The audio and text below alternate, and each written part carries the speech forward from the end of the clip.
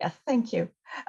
So my name is Maki Sato, and I'm from the University of Tokyo. So today I'm going to talk about between authenticity and artificial.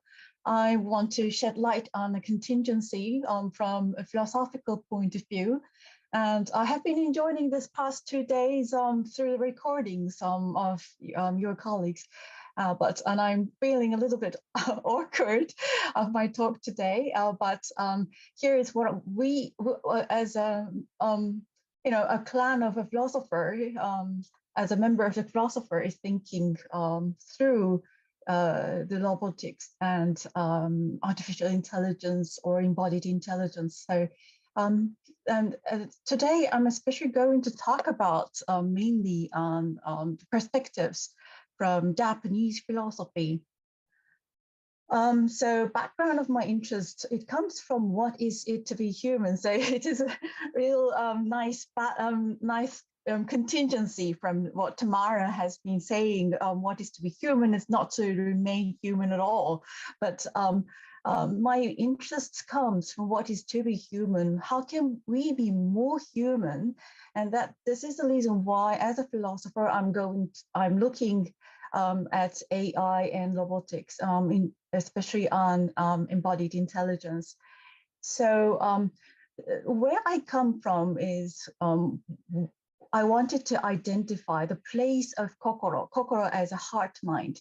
So in relation to body or embodied or embedded and active and extended, I was wondering, how could we define our heart mind, our kokoro? If we look at the very old sutras of the Buddhism, and I'm quite sure that Professor Kanai has his company's name Araya from this Araya Vijnana, which you can see in my figure. But so in Buddhism philosophy, we think that there's a surface consciousness and deep consciousness. And the surface consciousness, of course, comes from this 5 inputs of 5 senses. And the mind or thought kind of combines all these 5 senses, which becomes a 6th consciousness, they call. And behind that, there's, well, it very depends on whether you are going to read deeply on Nagarjuna or Spasbandu, but and there's a deep consciousness called Manas or Araya Vijnana. But so, of course, Manas is about self-ego, and Araya is more about the foundational consciousness that is totally shared among all the humanity or even among the living beings. So then my question is, can embodied intelligence acquire heart mind? And here I was looking into this philosopher. He's not really a philosopher, he's more like a scientist, Minakata Kumagusu. He argued on the limitation of Western scientific approach. So he said that Western approach focuses on either on the work of mind or on substance changes based on causality. So here you can see his drawings, his own drawings. I have also got a copyright, but so he is saying that if we are only going to see or focus on the causality based on what we as human beings find from our own human perspectives, then it won't be perfect to understand the real world. That I think Antonio has been talking about this, what it is like to be a bat. And I'm quite sure that in the Western philosophy that a philosopher like Yuxku or Gibson is talking about affordance and modal shift to Umwelt, the world, how we are interact with world with the haptics or the other senses, which human doesn't really have. So he's saying that if we're going to only stick ourselves to causality, then that is only the thing that's human with all 5 human senses can understand, and we have to go beyond that. So he said that we have to, for a solution to that, he said that it is interesting that if we should focus more on events rather than what the heart mind is doing, or rather than how the substance itself is working on its own. Because I mean, even if we're going to find the causality there, he's saying that it is only partial, based on human perspective or cognition. And then my thought experience went on to habituality, and he is this guy on the screen is Nishida Kitaro, and he is saying that, I mean, so while I was thinking about the place of heart mind and the limitation of the Western science, I thought that why should I not really start thinking about experimental things like using habits?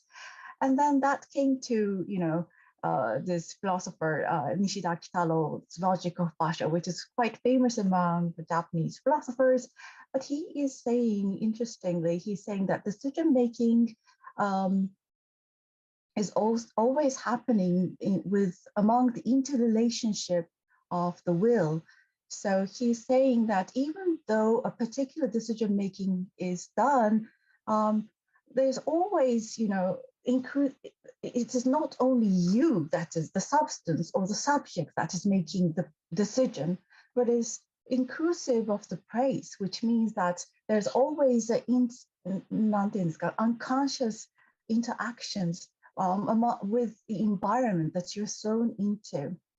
So from the perspective of the chain reactions on decision making, um, he, I mean, by Nishida Kitaro says that we already are seeing the shift from the field of decision making to the field of force of will. So this implies that the habitual lifestyle shapes a habitual way of thinking, but it is really important for us to think about the force of will that enables our ability to make decisions. So in terms of habits, he is saying that habits are created on social, affective, and it involves in our world. Of course, when I was listening to Antonio and Tamara's talk, of course, bat has its own habitual way of, seeing the bat's world.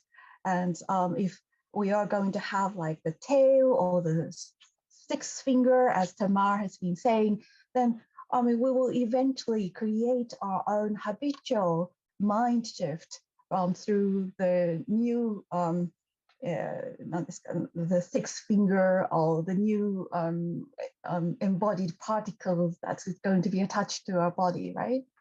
So yeah, so but the importance is the habits or the habitual thinking or the habitual way of moving a body is only shaped according to the environment that we are thrown into, or accordingly to the person that we are interacting with. And that is the most important thing that Nishida Kitaro was saying.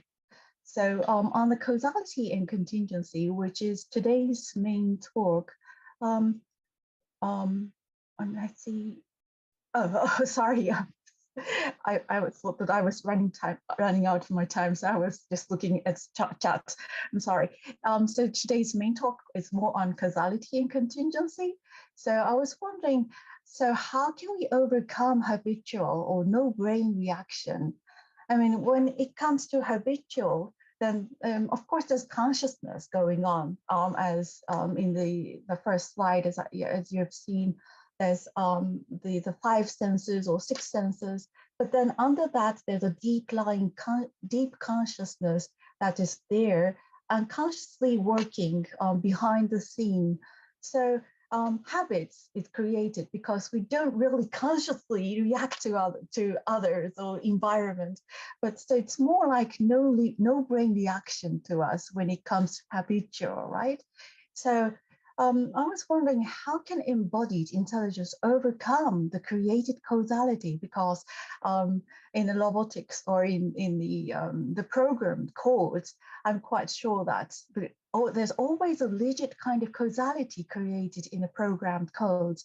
And I was wondering, how can we overcome that kind of, rigid causality that is embedded in the current embodied intelligence? So Cookie Shuzo on time and the problem of contingency, he is saying that he actually focuses on the art creation, and he's saying that art is a creation based on a spontaneous creativity made possible, through mutual contingency. And contingency appears only through dynamism. As you can see, he's only talking about contingency from the perspective of time. So time flow. So he's saying that from past, there's only inevitable necessity, which is from past we can learn about the causality, but present is a reality that is happening now, right at this moment. But in the future, there's the possibility is open there. But he's saying that contingency can only happen at present. And I remember that one participant was asking emotion to Dr. Kanai's talk, but Cookie also talks about emotion, how the emotion is going to be created through the interaction with the environment or with the human beings, so or not only for human beings, but with other animals or other beings as well, I guess. But he's saying that contingency appears only through dynamism, through freedom of all things habitable, such as lineage of time and rigid causality. And freedom includes choices to be either active or passive. And I guess this is the most important point, because I'm quite sure that in the current in active or embodied intelligence, this passivity on activity, the balance between the passive and active is very vague at this moment. And so he also continues that some kind of emotions arises only through time flow in relation to loose causality and contingency. So he's saying that it's very loose causality. That is why we don't know what's going to happen. It only happens right at this moment. And that is why we feel kind of emotional to the thing that is happening right here at this right moment. So he's saying that, you can see on the right side of the figure that anxiety and tension and surprise and excitement, it only comes in relation to time flow. Okay. Hey, Maki, is this all? Yeah. Yes. Okay. Yeah. Thank you very much. So, yeah. I'm sorry. I got another one side. Can I just quickly go through? So my conclusion is how to tackle multimodal problem. So I have 3 questions for you all to think about: how to embed contingency by setting randomness, how to define will and aim, and how to let the embodied intelligence to make its own choice in a limited circumstances. So this is all my talk. Thank you very much. I'm sorry, my computer was frozen a little bit, so I'm sorry. I was like, don't worry. I think we hear you very well. Thank you very much for the wonderful presentation. It's really in line with what we have been discussing all morning today. Just quick question from my side. Do you think all this contingency experience, do we need the embodiments to be dynamic? Like if we have a fixed body, like conventional robots, do you think we can have a less contingency, or do we need to grow over time physically, or not? What's your views on this kind of dynamic embodiment? Oh, that's a very difficult question. I cannot answer you right now. I'm sorry. I'm a philosopher. I'm very slow at thinking. So no worry. I think this is going to be the discussion afterwards. So let's come back to this point afterwards. Okay, thank you, Maki. We'll come back to this. And by the way, Maki had a paper from last year conference included in the special issue Artificial Life. So if anyone interested in more deeper insight on how talk, we can actually have a paper about this.